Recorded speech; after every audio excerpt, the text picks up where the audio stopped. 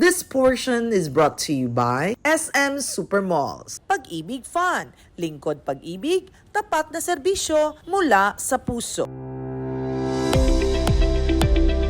Sa pagpapatuloy ng ating ship onboard familiarization dito sa Katiklan, samahan nyo naman kami sa boatyard at tunghayan natin ang proseso kung paano binubuo ang mga marine vessels.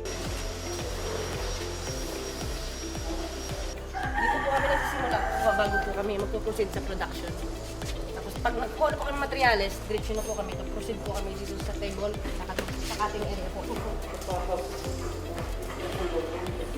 po kami magkakaroon sa table na po.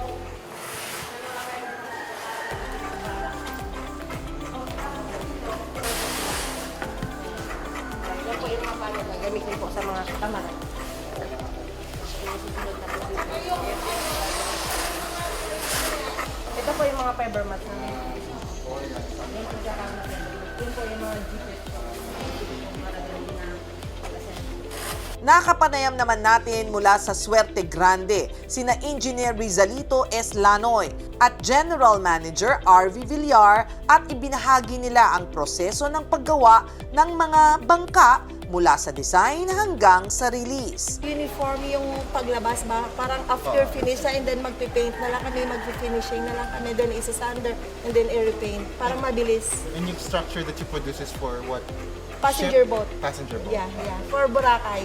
Like ilan yung capacity?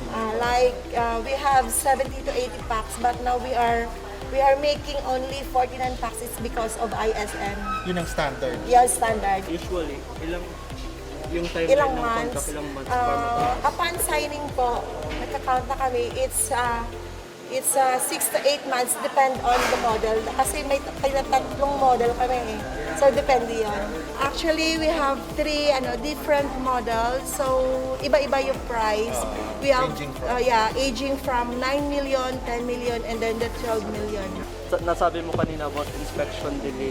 So, yung shipworthiness, yung nag-check din yung marina po. Actually, we have for construction survey, the 25%, the 50%, the 75%, and then 100%, so it is the final.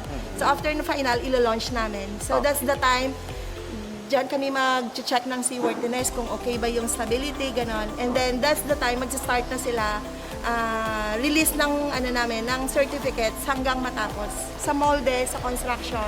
Mold. And then pagkikilade, and then pag 50%, then paglalagay na ng makina hanggang mag-final na sa paintings, and then meron ng pangalan.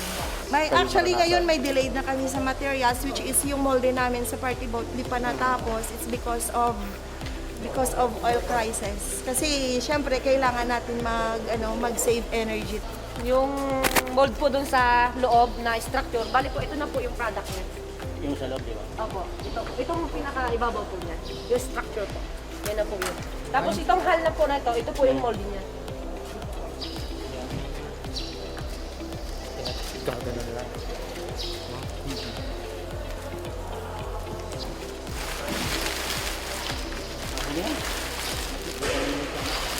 Ano yan? Yan po yung mold po ng body niya. Yan po yung tatawag na hull. Isang part sa harap sa ito. Yung pinaka-body po ng Yung ilalim po yung hull. Yan po. Yan po kinukuha. Tapos ito pong chair natin, ito po yung molding niya. Fiberglass boats up to 30 meters kaya namin gawin.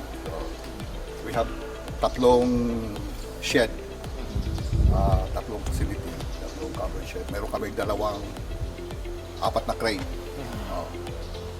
So we've done 16 hulls already. Mostly ginagamit ng cooperative ng Katiklan, Boracay. Actually, yung contract namin is 6 to 8 months. Depend on the weather condition and then sa manpower fluctuate. Kasi nagbe-base kami kasi sa paggawa ng fabrication at saka lamination. Nagbe-base kami sa electric.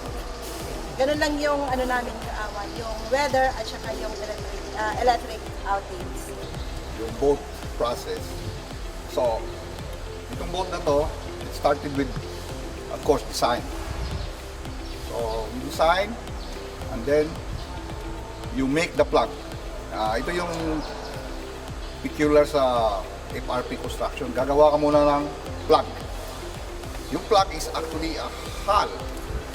Yung forma mismo ng hull. Then when it's perfect, gagawa ka ng molde. Yung nakita nyo doon sa dulo, molde yun. So, then after the mold, gagawa ka na ng product. So, technically, there are 4 steps. Design, mold, plug, mold, then the product. 4 po. The challenges that dito sa boat chart namin. Kasi minsan hindi lahat ng pag-submit mo ng mga plano, ma-approve ka agad. We have to wait.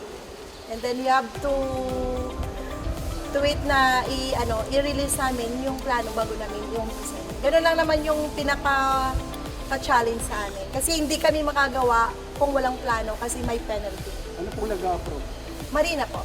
We asked DOST or na mag-venture tayo, joint venture. We can put up the hull and somebody to put the electric propulsion system. Hindi naman kasi mura yung propulsion system eh. The propulsion system is maybe twice the cost of the hull itself. So medyo if you look at it, yung Bracay is also already naka-electric na yung mga kanila, no? Yung mga cart doon, yung mga boat, diesel pa rin. Isa naman sa programa ng Marina ay ang pagpapadala ng mobile licensing sa iba't ibang bahagi ng bansa upang mailapit ang kanilang serbisyo sa mga marino. Dito sa mobile licensing, pag kumplito po lahat 3 days po or less than 3 days, kaya namin i-release yung documents po. Buong certificate po yan. Pag kulang kasi, gina-return namin yan sa owner para malaman nila kung ano yung kulang. So yung disqualify po is yung may mga lacking na safety requirements tulad ng life jacket, fire axe, fire bucket, fire extinguisher, at mga life jacket po na may adult, may child, at saka may infant. This portion is brought to you by SM Supermalls. Pag-ibig Fun, lingkod pag-ibig, tapat na serbisyo mula sa puso.